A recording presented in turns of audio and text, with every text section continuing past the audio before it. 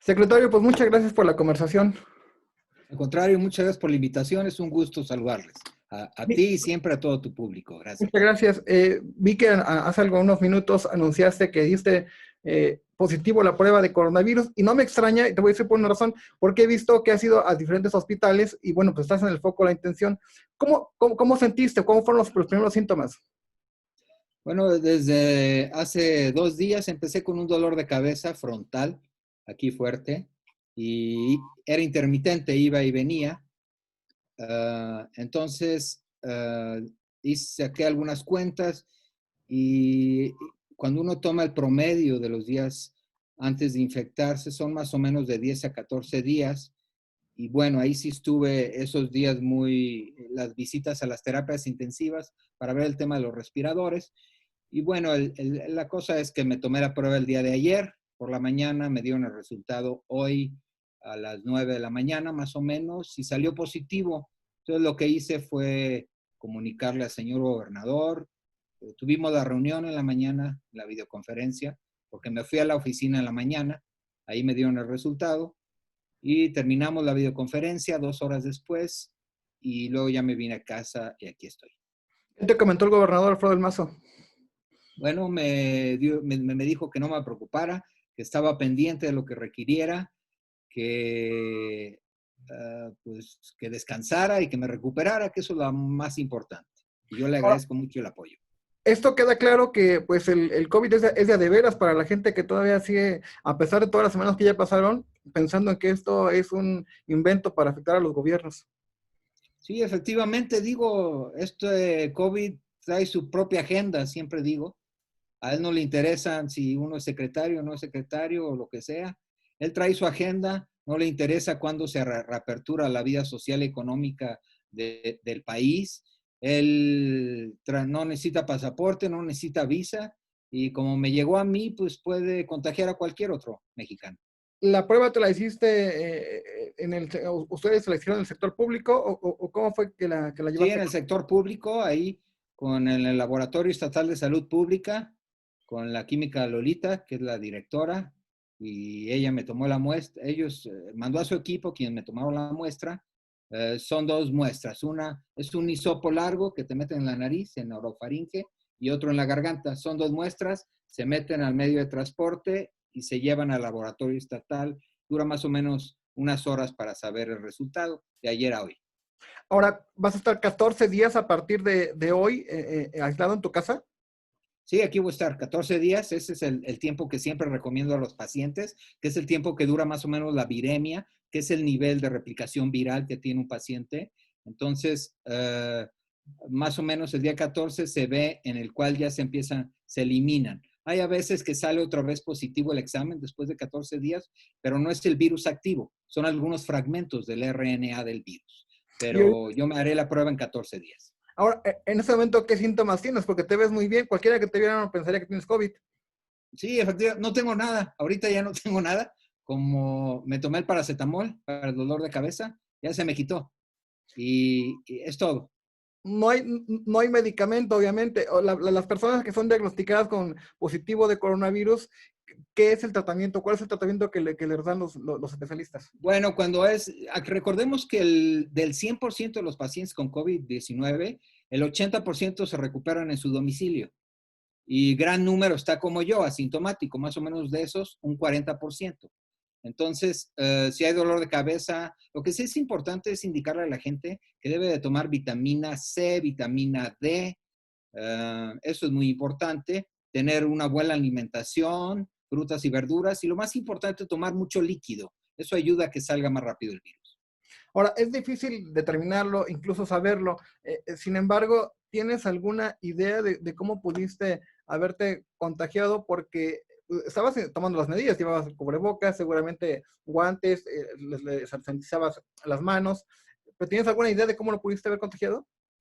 No, ni sé, no, porque cuando uno entra a un hospital, bueno, pues uno abre la puerta, cuando va a entrar a una terapia, se lava las manos en el lavabo, se pone la bata uno para entrar a una terapia intensiva, nomás el cubrebocas, el KN95, y es lo que hice, seguramente ahí o a la salida, porque siempre llego primero a la dirección con los directores, me tomo un café, vemos cómo está la ocupación de las camas hospitalarias y camas con ventilador, y a partir de ahí, pues ya me voy a las terapias o me voy a la bodega a repartir lo que traigo de equipo.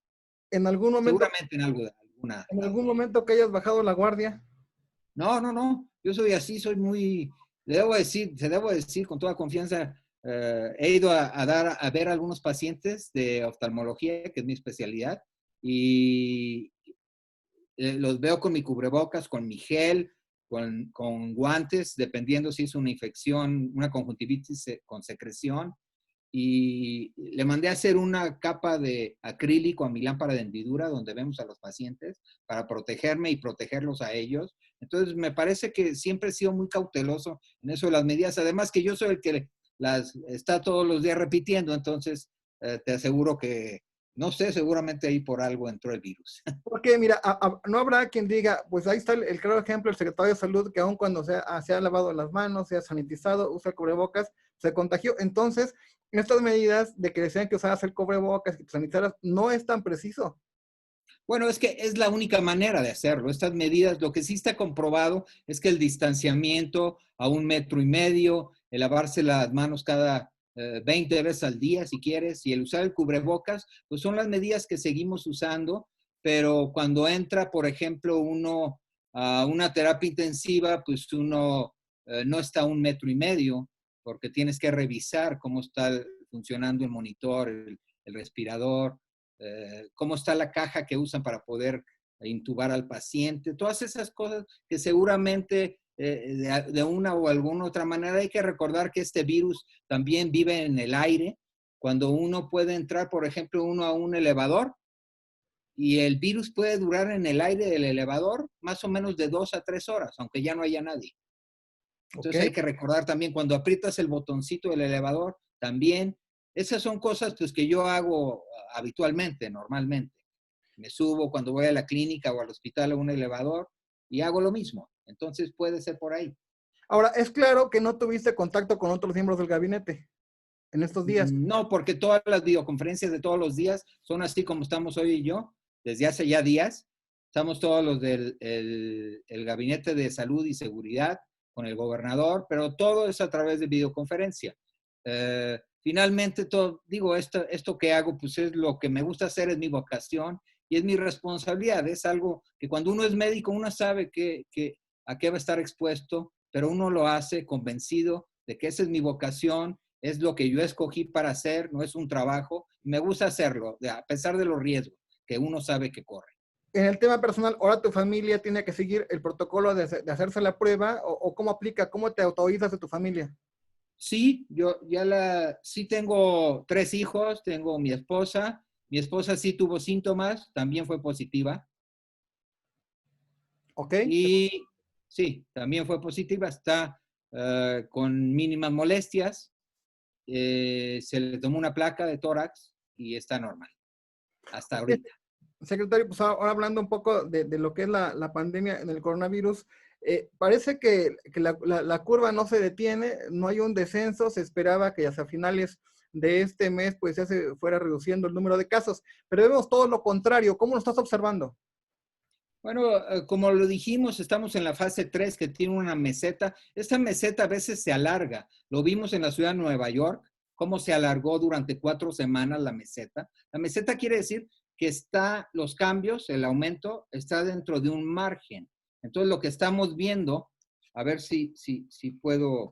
Bueno, el día de hoy llevamos 1,751 defunciones en el estado con 20,700 casos, pero el tema es que cuando uno revisa el seguimiento de estos indicadores, pues siempre está uno incrementando de 2 más o menos a 4,5. Eso nos hace saber que estamos en una meseta que se ha prolongado, porque si recordamos, los escenarios que habíamos hecho era que empezaba a bajar cuando termináramos esta semana, en domingo.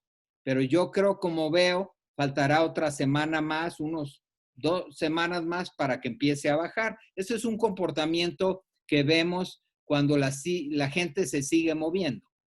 Esto va a aumentar o va a cambiar los pronósticos que se habían establecido hace algunas semanas en cuanto a los semáforos, porque algunos pensaban que a partir de junio, hacia el 15 ya se iban a reactivar algunas actividades y que en julio, pues, por ejemplo, ya habría más actividad en las calles comercialmente. Esto va a tener que cambiar. Oh, sin duda, digo, habría que, ya sabemos que el semáforo dura más o menos una semana, su función es para una semana, y si vemos el mapa en todo el país, cómo estamos al día de hoy, vemos que todos estamos en rojo, a excepción de Tamaulipas, que ahora se pintó de naranja. Pero en cuanto al semáforo, cuando uno está en rojo, el riesgo es muy alto de contagios. ¿Qué quiere decir eso? El primer indicador es que hay una ocupación hospitalaria arriba del 70%. El segundo indicador es que hay una tendencia en la hospitalización en los últimos 10 días de crecimiento exponencial, que es lo que tenemos hoy, por ejemplo, en el Valle de Toluca. El otro indicador, recordemos que es el síndrome COVID. ¿Qué quiere decir eso? El número de pacientes de COVID confirmados y el número de pacientes de COVID sospechosos. Este va en incremento. Tiene un crecimiento exponencial, se llama, cuando está en rojo.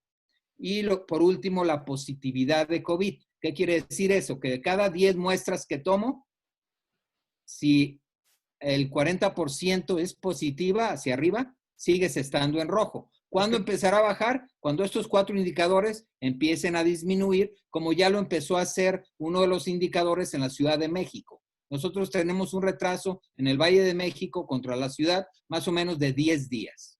Ok. ¿Qué le puede decir entonces a las personas que esperaban que a partir de la próxima semana, a partir del 15, se pudieran ir retomando otras actividades que estaban detenidas? ¿Esto no va a ser posible? Efectivamente, por lo menos no va a ser posible este último semáforo que seguramente presentará la Federación el día de mañana, en donde todos estamos en rojo, es a partir del 15 hasta el 21. Lo va a presentar mañana y tiene efecto a partir del lunes 15 y termina hasta el 21. Esta es la función que tiene el semáforo. Entonces, a partir del 21 va a salir uno nuevo para esos días y así nos vamos a ir. Pero lo que sí es algo cierto es que no va a haber forma de que el 15 de junio se regrese a ninguna otra actividad. Este semáforo que me comentas que se presentaría mañana por parte de la federación es dentro de ya los acuerdos que se tomaron entre los gobiernos estatales y la federación para que cada uno pues aportara criterios para la elaboración de un propio semáforo, el que se presentaría de manera Sí, conjunta. efectivamente, me lo mandaron el martes, como habían quedado, a las 11:30 de la noche. Pero entonces ya lo revisé con mi gente y les dije que estaba yo de acuerdo en cómo venía el semáforo. Y bueno, de eso se trataba y en eso quedamos de acuerdo. Lo revisé y sí está bien. Digo, está todo el país en rojo, a excepción de Tamaulipas, que se convirtió en color naranja. Ahora, en la zona de oriente del Estado de México, yo creo que va a continuar como el epicentro de la pandemia en el centro del país, junto con la colindancia con las alcaldías de la Ciudad de México. Vemos que Nezahualcóyotl, Ecatepec y Tlalnepantla son los 3 municipios que ya tienen más de 2.500 casos de COVID-19. ¿Qué está pasando ahí? ¿La gente no está entendiendo o es la naturaleza propia de la pandemia? Bueno, hay que recordar que ya llevamos casi 2 meses en cuarentena, poco más, y que pues lamentablemente la gente, hay un gran número, un gran porcentaje de gente que vive en Neza, Ecatepec, Naucalpan y Tlalnepantla, que son los primeros 4 municipios de mayor afectación en contagios y de mayor número de defunciones, que hay un gran porcentaje de mexiquenses que viven al día y que tienen que salir a trabajar. Eso es muy importante. ¿Por qué? Porque ahora cuando revisamos la movilidad de esta región, de lo que llamamos el Valle de México, vemos que la movilidad ha ido aumentando los últimos 5 días. Eso es importante. ¿Por qué? Porque sí habíamos hecho un gran trabajo. Entonces, pues yo quiero aprovechar el programa y yo sé que van a decir, bueno, el doctor siempre pide lo mismo, pero créanme, el virus no tiene palabra de honor. Uno quisiera que la pandemia que hoy estamos viviendo se hubiera comportado como todas las pandemias que hemos tenido. Pero no, este es un virus distinto, es un nuevo virus, es un virus del que todavía no sabemos el 30% de cómo sobrevive, de su actividad. Todavía nos falta mucho por saber de este virus. Entonces, es debido a eso que, bueno, estas predicciones que hacemos no son exactas, hay que recordarlo. Tienen un margen de error. ¿Por qué? Pues porque el virus así es, así se ha comportado. Tiene su agenda, tiene su propio pasaporte que él hace y deshace lo que él quiere hacer.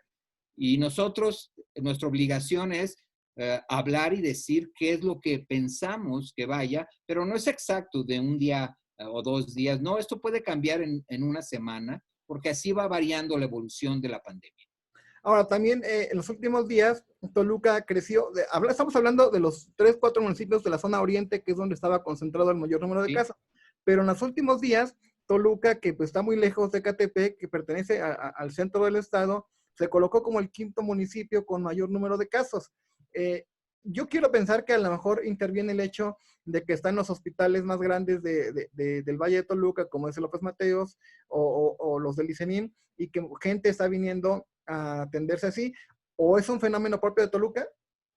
Hay que recordar que hemos dividido el estado en 4 regiones. ¿Por qué? Porque esta pandemia no se comporta igual en todas las regiones. Recordemos, empezó el Valle de México, que si me preguntas, yo te puedo decir que sí se ha estabilizado estos últimos 3 días la ocupación de hospitales. Se ha liberado un poco, un 2% menos en Okay. ocupación. Entonces, ese es un buen dato. Todavía no lo anuncio porque necesito 7 días que siga así. Así es la epidemiología. Entonces, después vimos que 10 días de retraso y 10 días después seguía el Valle de Toluca. Por eso hoy ocupa el 5º lugar en el número de casos positivos. Hoy se reportan 1,237 casos en Toluca. ¿Eso qué quiere decir? Pues eso quiere decir que sean 1,239. Eso quiere decir que se han incrementado las hospitalizaciones en el López Mateos, en el Nicolás San Juan, en el Mónica Pretelini y en el materno infantil. Al día de hoy, te debo decir que hoy en la mañana amanecimos, ayer nomás teníamos dos ventiladores disponibles en el López Mateos. Hoy logramos sacar unos respiradores de varios hospitales donde tenemos, que no son COVID, y los trajimos a López Mateos. Le pusimos 10 más ventiladores, le pusimos 5 más al Nicolás San Juan, que ya estaba saturado. Y bueno, eso nos ha permitido oxigenarnos. Además, en la zona militar de Rayón, la Sedena abrió ya su hospital que tiene ahí. Okay. Y tiene 20 de respiradores, 20 camas con respiradores y otras 30 de hospitalización. Esto nos puede dar un poco más de oxígeno en caso de que lo requeriramos. Ahorita tiene solamente 4 pacientes intubados. Pero entonces, gente de Toluca está viniendo a este municipio a atenderse porque hay varios hospitales. O sea, no necesariamente todos los casos son porque Toluca esté sufriendo un contagio masivo. Efectivamente, lo dices muy bien y lo entiendes muy bien. Así es. ¿Por qué? Porque pues entendamos que la capital del estado tiene los hospitales más grandes, porque así es de acuerdo a las necesidades. En las capitales de cada uno de los estados es donde tenemos el hospital más importante y el que tiene el mayor número de subespecialidades y el mayor equipamiento. En las últimas semanas se había anunciado que este final de periodo iba a ser el de mayor exigencia de ventiladores. En este momento, ¿cómo está la capacidad de los hospitales, secretario? Sí, esa es una buena pregunta. Este es mi reporte del día de hoy, que me dan todas las mañanas. Y bueno, te diré, por ejemplo, en el López Mateos hay disponibles 10 ventiladores y hay 48 camas disponibles. En el Mónica Pretelini hay 14 ventiladores disponibles y hay 15 camas disponibles. En el Hospital General de Naucalpan, que también lo tomamos de esta zona, ahí tenemos 81 camas disponibles y 9 ventiladores. En el Nicolás San Juan, que está aquí, déjame ver, aquí lo tengo. El Nicolás San Juan, 2 respiradores porque ya usaron, le mandamos 5, ya usaron 3, le quedan 2 disponibles. Entonces, es así como nos hemos manejado. Hay que recordar que el gobernador nos pidió hacer algunos hospitales provisionales o unas unidades temporales de recuperación. Todavía no hemos abierto el centro de exposiciones, que está enfrente del aeropuerto. Recordemos que ahí tenemos 200 camas. ¿Para qué? para sacar pacientes de recuperación de otras enfermedades y que se vayan a recuperar ahí, pero no ha habido necesidad de abrirlo. Lo abriremos cuando la ocupación esté arriba del 85%. En términos de infraestructura médica, esto es una buena noticia para el sector salud, que no se estén utilizando todavía otros espacios físicos que se dispusieron como hospitales, ¿es correcto?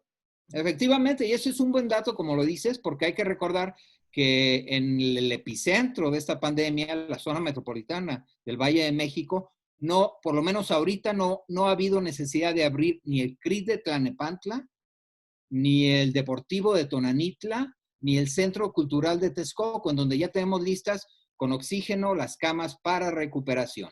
Son en total 750 camas. No ha habido necesidad de utilizarlas. Secretario, también sigue habiendo confusión, sobre todo en los municipios, entre el número de muertes que ustedes reportan. Ustedes diarios dicen cuántos positivos hay, cuántos sospechosos, cuántos activos, cuántas muertes incluso por cada municipio. En algunas demarcaciones, por ejemplo, hoy el secretario de Ayuntamiento de Toluca, Ricardo Moreno, hablaba de una cifra de muertes dadas a conocer por la Secretaría de Salud y otras que son los reportes del registro civil.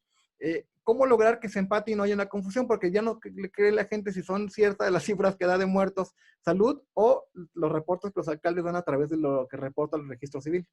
Sí, ese es todo un tema y qué bueno que lo tocas. Hay que decir una cosa, a ver, la cifra que no coincide con lo que yo declaro todos los días, por ejemplo, yo el día de hoy declaro que tenemos 110 defunciones. Okay. Y uno dice, ¿cómo tantas, doctor? ¿Por qué 110? ¿Pero qué crees? Aquí aprovechando tu cámara. Aquí están las defunciones por fecha de ocurrencia y quiero que veas lo que se reportó. A ver si se ve. No sé si se ve. Sí se ve, ahí se ve. Ve las fechas de cuándo ocurrieron estas 110 muertes. Hay desde mayo, abril. O sea, pero ¿te acuerdas que cuando se murieron estos no tenían la prueba positiva? Pues así esas pruebas van caminando y ya salieron positivas y se suman aquí. Por eso hoy tuvimos 110, pero las 110 no son del miércoles al jueves, sino son de meses anteriores, que no se tenían todavía. Pero el CONACYT lo que hace, por eso no coincide el número, es que el CONACYT va sumando todos los mexiquenses que se mueren en Jalisco, en Michoacán, en Hidalgo, en Querétaro, lo suma al Estado, pero yo no lo sumo en mi reporte porque no son mexiquenses que se hayan muerto en mi sistema de salud. Si lo sumo, alguien me va a decir, a ver, doctor, usted que está reportando a un fallecido de Michoacán mexiquense, dígame cómo estuvo la evolución, cómo murió, qué le dieron. Pues yo no sé, porque claro, yo no lo atendí. Entonces, el CONACYT toma por residencia a las defunciones, por eso nunca coincide. Pero al último coincidirá, al último las vamos a sumar esas. Tomando en cuenta este dato que señalas, ¿hay hospitales o instituciones que no estén reportando al tiempo, al día, los muertes, y entonces llega quizá la siguiente semana que llegan todos juntos? Sí, efectivamente, pero ¿sabes cuál es el problema? Lo analizamos estos últimos 2 días. La plataforma que usa la federación se llama CISVER, que es una plataforma donde se reportan las infecciones respiratorias virales, tanto sospechosos, todo. COVID, no COVID. Es una plataforma. Esa hay que alimentarla desde el hospital. El epidemiólogo de cada hospital la alimenta todos los días, le hace así. Se murieron tantos con COVID positivo, tantos sospechosos. Y la plataforma está saturada en México. Ok. Entonces no van al día, pero es un problema, aunque la federación a veces quiere echar la culpa a los estados, no es de los estados, porque si te fijas, en el mayor número de reportes que van atrasados, siempre es el IMSS, el ISEM también con un 20%, pero casi el 60% es el IMSS. ¿Por qué? Porque se satura el número de información y no lo pueden subir a la plataforma. Ok, entonces eso ha generado que algunas muertes se den a conocer días después de que ya estaban en los hospitales. Efectivamente, como bien lo dices. Ahora, ¿cómo entender bien, secretario? Esto no queda claro. ¿Cómo valorar lo que reportan las oficinas del registro civil de muertes por probable coronavirus, que algunos ayuntamientos los contabilizan como coronavirus, y que son independientes de los reportes que diariamente de la Secretaría de Salud? Sí, ese es otro tema, aparte del que acabamos de hablar, ese es otro tema, te lo voy a decir. A ver. Porque hay quien lleva conteos de muertes de acuerdo a los reportes del registro civil y no los reportes de salud. Así es. ¿Por qué? Porque mira, por ejemplo, hoy se han reportado en el estado, en el registro civil, se han reportado 6,471 pacientes de COVID y de sospecha de COVID. Al día de hoy. Al día de hoy. ¿Qué quiere decir eso? Que los que acabamos de tener, 1,761 defunciones, pertenecen a esos casos COVID confirmados. Y los otros 4,000 y algo son sospecha COVID porque no tuvieron laboratorialmente su confirmación. Pero ¿cuándo va a llegar el momento en que digamos, el paciente que tenía pendiente su examen ya salió y salió positivo? Cuando el resultado del laboratorio no lo dé. Cuando no se le toma la muestra al paciente, hay que sentar un equipo de epidemiólogos de cada hospital, que se va a hacer, para clínicamente decir, este sí es COVID y este no es COVID, aunque no tengas el resultado de la prueba. Pero eso se hace al terminar la pandemia. Es decir, que hay gente que se le practicó la prueba, murió y todavía no sabemos si tenía o no. Efectivamente, son estos que te acabo de enseñar del mes pasado, que ya salió su prueba y era positiva, todos los vamos sumando. Ok, y hay una instrucción porque hay comentarios en redes sociales que las oficinas recibieron el señalamiento de que se tenía que colocar primero neumonía típica, que fue lo que comentamos en la entrevista pasada, y ahora Sí. dice que la instrucción es que se le coloque al acta de defunción por probable COVID.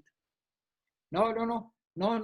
O sea, las neumonías atípicas se siguen reportando. Mira, aquí está el reporte. Este año van 839. Neumonías de otras causas, 1,308. Enfermedades cardíacas, 7,000, eso es aparte. Y los demás, los 6,000 y algo que te dije que son COVID y sospecha de COVID. O sea, la neumonía típica se sigue reportando normalmente, pero no hay ninguna indicación. Yo podría, cuando leo el periódico y que dice que no cuentan bien los casos, yo no veo que alguien pueda tener la intención de no contar las muertes en un estado. Pues es una pandemia.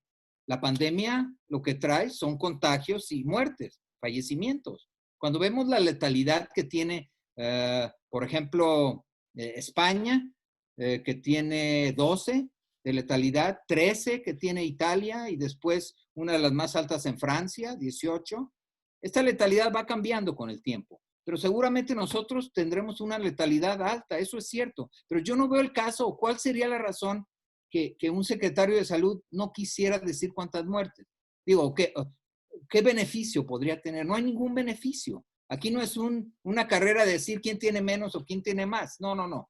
Aquí todo es transparente, todo es claro. Lo que no coinciden son los métodos de medición, pero que tengan la seguridad todos los mexiquenses que al final de esta pandemia daremos el número total y por ende la tasa de letalidad que hubo en cada estado de la República. Porque yo no veo el caso o la razón que alguien quiera ocultarlo. No le veo el caso.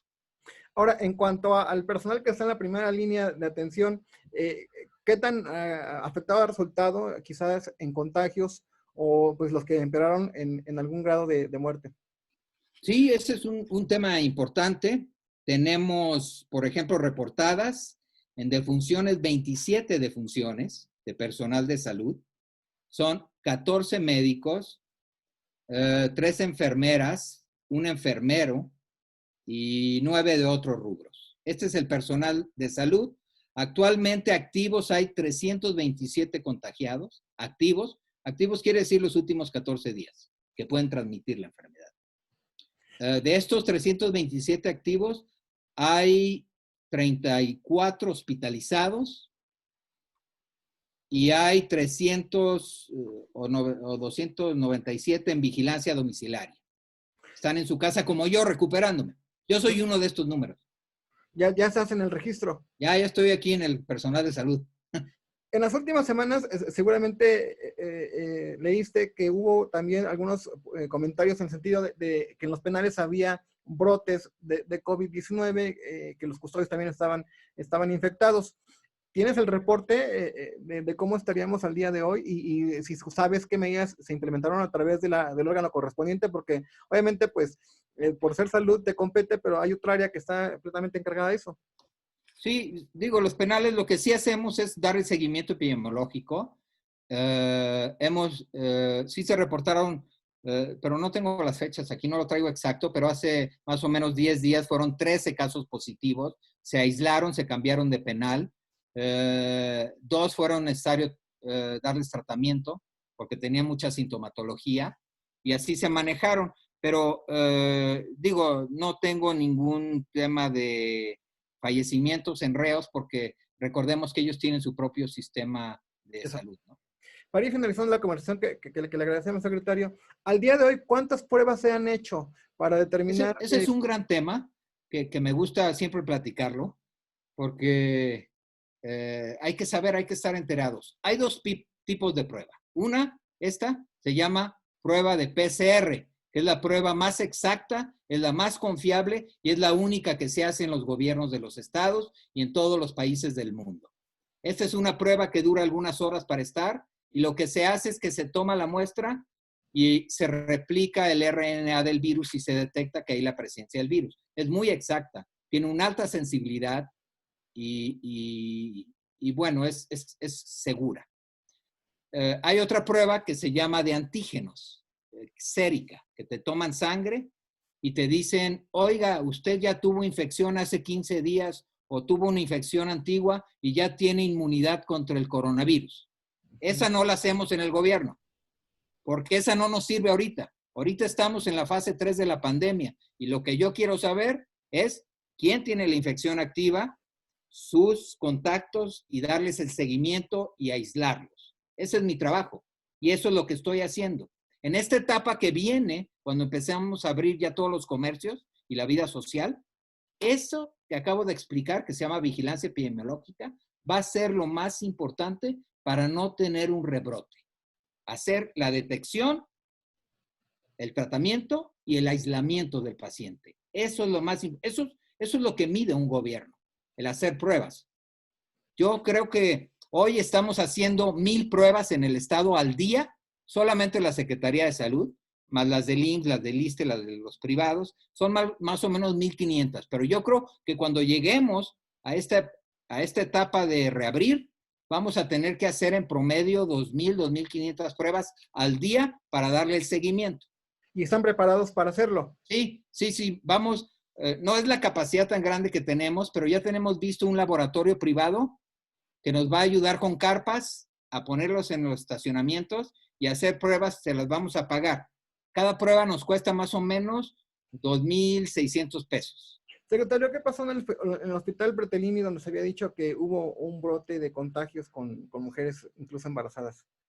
No, tuvimos 2 casos, salieron adelante, los niños no resultaron contagiados, pero no fue un brote, digo, recordemos que el Mónica Bertellini es también un hospital COVID, tiene asignado una zona para COVID, ahí sí hubo una falta de batas para la gente que entraba a terapia intensiva, que duró yo creo que 24 horas y se resolvió. ¿Por qué? Porque la producción de batas, la tela viene de China, entonces había un desabasto. Pero bueno, ya las logramos comprar y ya tienen todo el equipo.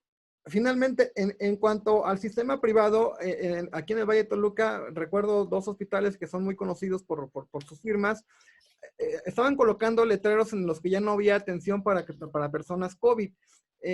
¿Por qué se da esta situación? Porque es obvio que sí tienen cobertura y que yo creo que la gente que tiene la posibilidad de pagarlo o cuenta con un seguro de gastos médicos mayores puede atenderse al sistema privado. ¿Cuál es el reporte que tienes desde ese sistema en cuanto a atención del COVID?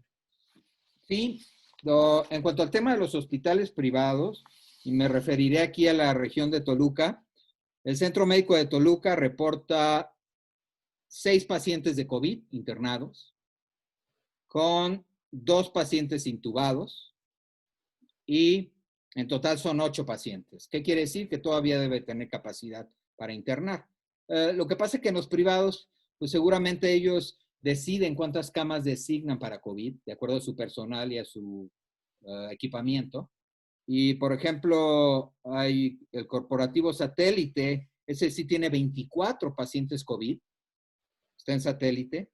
De estos 4 están intubados. El Ángeles de Interlomas tiene 15 pacientes COVID y 3 internados. Hoy dio de alta 1. Médica Mía tiene 2 pacientes COVID, tiene 8 pacientes intubados. Es así, Florencia tiene 20 pacientes COVID, un intubado.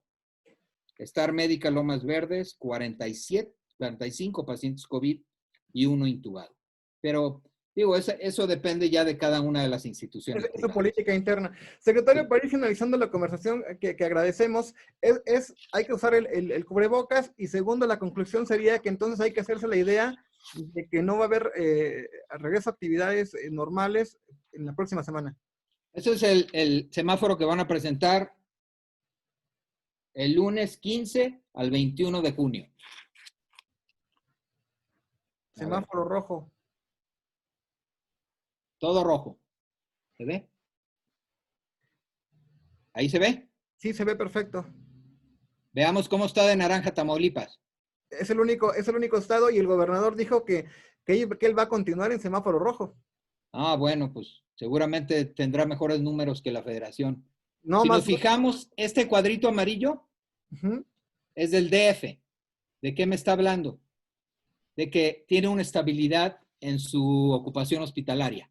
Ese es un buen dato que ellos ya tienen. Yo necesito 7 días para confirmarlo, pero principalmente en la zona del Valle de México, ¿no? Después del 21 de junio habría que esperar otra decisión de acuerdo a lo que transcurre en los próximos días. Efectivamente, sí. ¿Cuál fue la última pregunta que me hizo? ¿Cuál era el mensaje para la población? Que entonces, Sí, el mensaje. Eso es muy importante. y el Fíjese uso de cubrebocas. sí, acaba de salir el día de ayer en la noche un artículo muy bien hecho de la Universidad de Cambridge y de otra universidad de Queensland, que es un grupo que estudió en Estados Unidos y luego se fue a Inglaterra. Son 2 estudios muy bien hechos, con indicadores muy precisos, muy bien estructurado, me gustó mucho. Y algo que me dio a mí mucho gusto, me dio mucho gusto porque yo soy un enamorado del tema de cubrebocas. El cubrebocas hay que traerlo siempre.